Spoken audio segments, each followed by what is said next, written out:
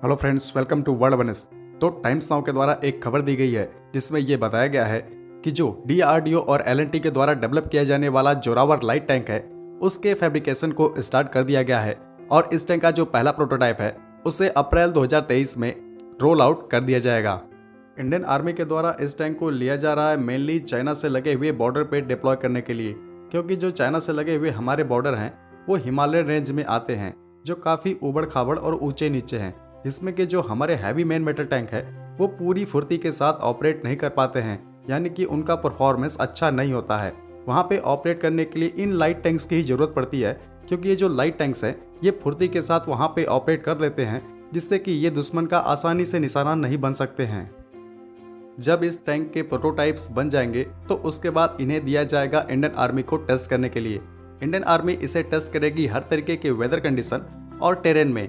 जब ये टैंक पूरी तरीके से इंडियन आर्मी के टेस्ट को पास कर लेगा तब जाके इसे हमारी सेना में शामिल किया जाएगा। तो अब हम आपको इस जोरावर टैंक के बारे में कुछ बता देते हैं। उससे पहले हम आपको ये बता दें कि इसका नाम जोरावर इसलिए रखा गया है क्योंकि इसे प्रोजेक्ट जोरावर के तहत ही डेवलप किया गया है।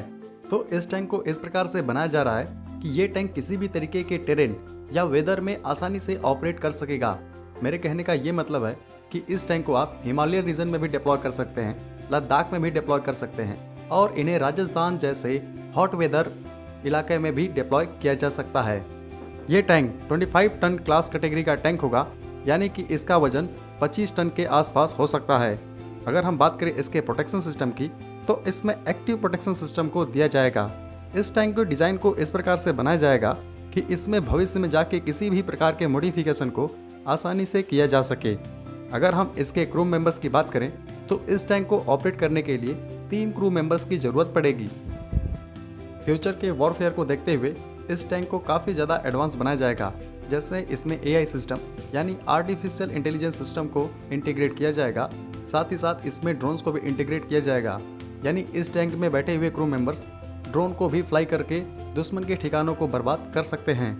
अगर हम इसके वेपन्स की बात करें तो मेन गन के तौर पे इसमें एक 125 mm की स्मूथ बोर गन का इस्तेमाल किया जाएगा, जो सिमिलर होगी हमारे अर्जुन और T-19 और T-72 के 125 mm स्मूथ बोर गन से। अब हम बात करें इसमें सेकेंडरी वेपन्स के तौर पे तो इसमें 12.7 mm की एक रिमोटली ऑपरेटेड गन को लगाया जाएगा, जो एयर डिफेंस सिस्टम के तौर पे काम कर सकेगी और इसमें एक रडार का भी इंटीग्रेशन किया जाएगा, जिससे कि ये किसी फ्लाइंग ऑब्जेक्ट जैसे ड्रोन को भी आसानी से मार गिराने में सक्षम होगी।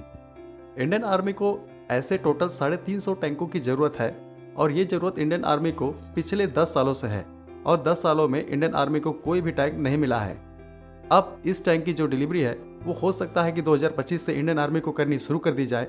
उसके बाद इंडियन आर्मी इन टैंक्स को चाइना बॉर्डर पर डिप्लॉय करेगी, क्योंकि चाइना की तरफ से भी अपने टाइप 15 टैंक को, जो उसका लाइट टैंक है, उसे चाइना ने इंडिया के अगेंस्ट में डिप्लॉय किया हुआ है।